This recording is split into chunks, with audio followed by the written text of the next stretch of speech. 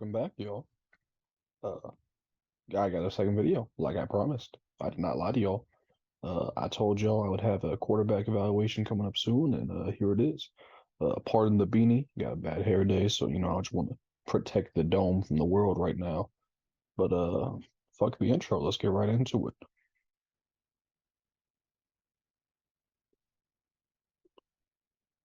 All right. So y'all know I had to be fancy for y'all. Pull out the Google Slides here. So let's get it cracking. Okay. Number one, obviously, is Bryce Young here.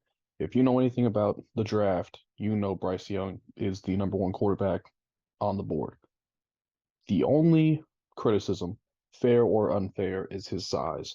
And I wouldn't even say his height necessarily, because when you watch Bryce Young, when I watch Bryce Young at least, I didn't even notice, the height being under 6 foot. I thought he was around 6'1", 6'2". I didn't even know until I was told that he was under 6 foot. So that's not a big concern for me. It's the weight. Whatever team he goes to, whether it's the Texans or the Colts or whoever, he is going to get hit. He's going to get hit a lot on a bad team. So it is a fair concern, and it is such a concern that some teams have removed him from their board entirely of being that skinny and whether or not he's going to be able to endure the NFL level punishment.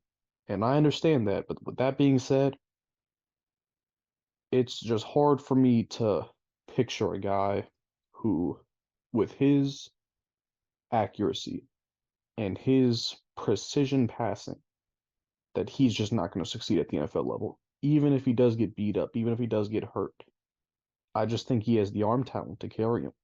He's a mobile guy. He extends plays. He escapes pressure. I just don't see any weaknesses with him outside of his size. So I have him at number one pretty easily. Let's get into what he's done in college. And I mean, as his first season, true sophomore, Heisman right away. I mean, and that was a great team around him, to be fair. Jameson Williams, John Mechie, Brian Robinson, a great group of guys. They made it all the way to the championship, lost to a great Georgia team. And this season, he will catch a bit of slack for a drop in stats. But if you look at it from last season to this season, the talent just isn't even comparable. I mean, I don't know if he had a single receiver on that team this year who's going to be a top 3 round pick in the NFL at any point. I mean, it was just a barren wasteland when it came to receivers this year at Bama.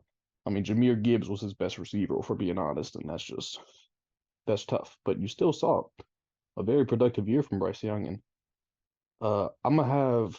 I had already tried to record this video once, and it was just so choppy because I had highlights on here and I was like reacting and talking over them. So instead, I'm gonna just link them. I'm gonna have a little card thing pop up in the corner here, I think somewhere, and y'all be able to go and watch that on your own. But I'm not gonna react to it on this video. So number two, we have CJ Stroud. I think in most draft classes, CJ is QB1. For example, last year I think he would have been the number one pick in the draft. Um, he is talented. Let's not get that wrong. He does not have the same size concerns that Bryce has, but he's not as mobile as Bryce. I think his biggest weakness is his ability to extend plays. Now, you'd never know that if you watch the Georgia game because CJ played the game of his life, point blank. It was like a whole nother CJ Stroud that game against Georgia. And that was the national championship. If you ask me, that is what that will be referred to on this channel. TCU, we don't speak of that. So he played his best game on the biggest stage, and I do think Bryce is better. But if CJ went number one to the Colts or whoever traded up, I would not be surprised by that whatsoever. I think he's a very talented quarterback. His accuracy, he does not have a cannon, neither does Bryce. He's more of a pinpoint precision type of guy rather than a cannon for an arm type of guy. But that'll work at the NFL. I mean, he's still young. He has a lot to learn, I think. I would like for him to go to a situation where he can sit for a year, but I don't think that's going to happen. But either way, I have confidence that CJ will be a number one overall caliber player in the NFL. His stats very similar to Bryce. Sat out his first season as a true sophomore, burst onto the scene, amazing receiving core. Not as much this year. It was kind of a two-man band between Marvin Harrison and Emeka Egbuka. But CJ, I think he still showed up. Very big performances. Big Ten Offensive Player of the Year back to back. That should say 2021, 2022 right there. But nonetheless, he was amazing. Uh, his biggest weaknesses, I said the mobility, and on his tape on the link here, you'll see a couple passes sailing over the middle of the field. I worry about his ability to throw outside the numbers at the NFL level, but a lot there. There's a lot there with CJ Stroud.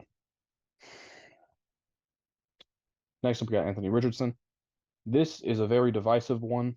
There is a lot of people who think Anthony Richardson is a top 5 pick in this draft. There's a couple guys who think he's not even a first round talent. So let's get into that. First of all, he's the youngest quarterback here. He is the most athletically gifted, fastest, strongest probably, and he has the strongest arm. So if you just go off that, he's probably quarterback 1 in this draft to you. But when you break it down, he is not ready to play at the NFL, point blank, period. Whoever drafts him, I hope and pray they do not throw him into the fire because he's not ready. He needs to sit for at least a year because, I mean, he can't make college level throws at certain points. And he had some games, if you just watched the Utah game or the Tennessee game, you probably thought, well, he's ready. But there were a lot of games where he was just not there. I mean, it was tough to watch at times. But that's where the divisiveness comes in. At some points, he looks like a number 1 overall player. At other points, it's rough. And I'll link both of his tapes, good and bad, that I made, so you can form your own opinion. In my opinion, though, if he goes to a team like, I don't even know what a better fit would be, because I feel like the Raiders would throw him into the fire right away. I think with the Panthers, at least he would get a chance to sit for a year behind, I don't know, Darnold maybe Derek Carr, but it's just he needs time. That's the big thing, because if you look at the resume, there's not much of a resume. It's 1 fucking year. And that year, I mean, it's not great. It's not great. He doesn't have the stats to compare to the previous 2 guys I named. He's not going to have the stats compared to the next guy I have right there. 53.8 completion rate. It's just not good enough. It's not good enough right now. I really wish he would have stayed another year in college. That would have made things so much easier. So I think he could be a number 1 overall pick next year. But as it stands, unfortunately, we only have what's in front of us, and it's very iffy. It's very iffy. I encourage y'all to make your own opinions about Anthony Richardson. Next up, we have probably my favorite quarterback in this class, Hendon Hooker. I mean, the last 2 seasons, magical. We'll get to the actual stats, but it's been ridiculous. He's not like a flashy prospect, I guess you could say. 25 years old, that's the big talking point. That's what everybody's going to be talking about. But I think the biggest thing that holds him back in this draft is in week, 12, 13 against South Carolina, he tore his ACL, unfortunately, out for the rest of the season. He didn't get to play in the Orange Bowl against Clemson. But I think he showed enough. I think he'll be ready for the start of the NFL season. And look, he's not going to be a first rounder. Let's get that out the way. Too many hurdles to overcome. But if you look at a rocket of an arm, the mobility when he wasn't there, the decision making, the accuracy, I mean, just the ability to stand in the pocket and deliver throws against big time teams. He played a lot of big games. I think he has the tools, and the age thing, the way I see it is, if he can go to a team like the Seahawks, like the Vikings I have there, like the Lions, where he can sit for a year and then maybe he can take over, I think he will come in right away, obviously at 26 years old it would be, and he will look like a Pro Bowl caliber quarterback. I don't think there's a lot of, work that needs to be done with Hendon Hooker, basically. I think he's already a finished product. Whatever team he goes to, if they handle him correctly, I have no doubt in my mind that he can be a team's quarterback in the NFL. And if we look at these stats last 2 seasons, it's just incredible. 58-5 touchdown to interception ratio. He showed the mobility both years. SEC Offensive Player of the Year. Look at the efficiency rating there. I mean, high 60s in completion rate. It's just all there. I wish he could have finished the last 2 games this season, but I've seen enough. I've seen enough to have him as my quarterback 4, point blank. Next up, we got this guy. And I want to start this off by saying I'm about to say a lot of things about this guy. It may come across that I dislike him or I'm biased against him, and I'm not. I have no personal problems with Will Levis. My only issue is that for some reason, and I've heard this from NFL scouts, not personally, obviously, but I've heard NFL scouts say that he is QB1 to some teams. And my issue is that it's not because of his talent. It's because of his profile, his size, his arm strength. It's not because of him. And I do have a problem with that because, I mean, let me look, 6'3", 230 pounds, strong arm, right? That's what teams are looking for. He played in a pro style offense in college already. Problem is, he sucked in that pro style. That's a big hurdle for me. Problem is, he has inconsistent accuracy. That's a big problem for me. Problem is, a lot of people say, well, he didn't have a lot of talent around him at Kentucky this year. You will see in this corner, or maybe this corner, I don't know, a couple of his bad, horrible interceptions. And all of those interceptions, he had all day to throw, and he either just made a horrible read or just did not have the accuracy on those throws. And it's like, how can I look at that and say, oh yeah, this guy's quarterback 1, this guy's quarterback 2, he's going to be a top 5 pick. And he might be, but I can't look at that and say, this guy's ready to play at the NFL. I mean, he's going to be 24 years old game 1.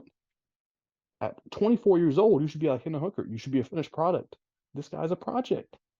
He just is. And, unless he goes to a team like the Raiders, we've got an all-pro receiver, all-pro running back, good tight end, great slot receiver. Like, unless you go to a situation like that, how am I supposed to say that, you're going to be a quality player? I just don't see it. If we look at his resume these last 2 seasons, I mean, is that good enough? 43 to 23 touchdown interception ratio, average efficiency ratings. It's just not enough for me. It's just not enough. And again, I don't want it to come across like I'm hating, but I've seen people say this guy's going to be the number 1 pick, and if he is, I pray for whatever fan base he goes to because it's going to be a long, rough, bumpy road. And so this is the top 5. Most controversial ones probably is Anthony Richardson. He could fall out of the first round entirely. Same does go for Will Levis as well. Hendon Hooker, he's probably at 6 for some people. But I just think he has all the tools already. I think Bryce Young, CJ Stroud are point blank, undebatable. They're both going to be top 4 picks. I have no doubt about that.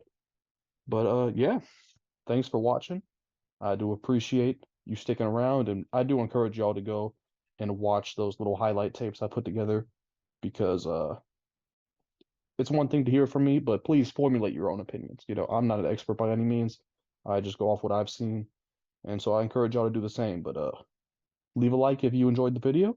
I'll come out with another mock draft soon. So thanks for watching. Peace. It's out the motherfucking pack. Right out the niggas don't know how to act.